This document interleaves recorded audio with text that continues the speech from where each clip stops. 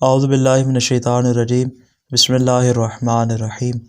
بدن سے مادہ منویہ کے اخراج کی مقدار مختلف ہو سکتی ہے، کبھی وہ مادہ کم ہو سکتا ہے اور کبھی وہ زیادہ ہو سکتا ہے۔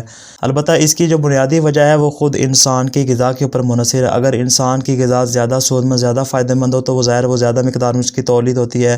اگر وہ غذا کی مقدار کم ہو، کم نفع بخش ہو، تو اس صورت میں اس مادہ کی تولید بھی کم ہوتی ہے۔ اور خود شہوت کا حصول اور جماع جو ہے وہ دونوں کی دونوں چیزیں اسی مادہ تولید کی پیدائش کے اوپر ہی موقوف ہے۔ وہ چیزیں جن سے مادہ منویہ میں اضافہ ہوتا ہے، احادیث میں چند ایک چیزیں بیان کی جن کو یہاں پہ نقل کرنا میں ضروری سمجھتا ہوں۔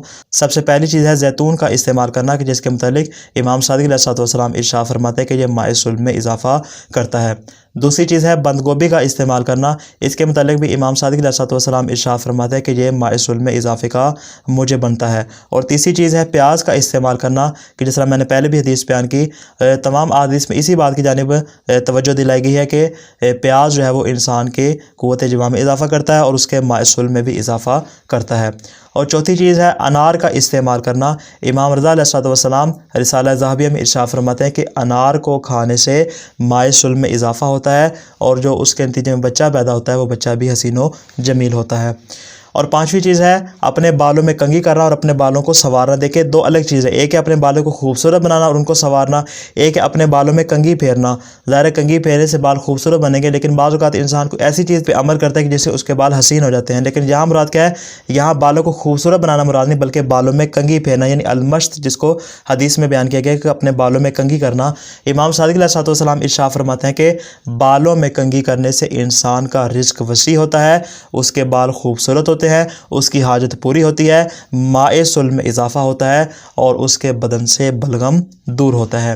اور چھٹی چیز ہے تربوز کا استعمال کرنا۔ حضرت رسول خدا صلی اللہ علیہ وسلم ارشاد فرماتے ہیں کہ اس تربوز کے اندر 10 طرح کی خصوصیات ہیں، کہ جن میں ایک خصوصیت یہ ہے کہ یہ ماء صلب میں اضافے کا موجب بنتا ہے۔ ساتویں چیز ہے بینگن کا استعمال کرنا۔ امام صادق علیہ السلام ارشاد فرماتے ہیں کہ کثرت کے ساتھ بینگن استعمال کیا، یعنی امام نے یہ نہیں کہا ایک مرتبہ، 2 مرتبہ یا 3 مرتبہ، کہا کثرت کے ساتھ بینگن کا استعمال کیا کرو، کیونکہ اس میں ہر بیماری سے شفا موجود ہے۔ یہ انسان کے چہرے کی رونق کو بڑھاتا ہے اور ماء صلب میں اضافہ کرتا ہے۔ آٹھویں چیز ہے نورا یعنی پھٹکڑی کا استعمال کرنا۔ حدیث میں ہے کہ یہ بھی ماء صلب میں اضافہ کرتا ہے، اس بات کو ہم پہلے بھی بیان کر چکے ہیں۔ اور نویں چیز ہے پنیر کا استعمال کرنا۔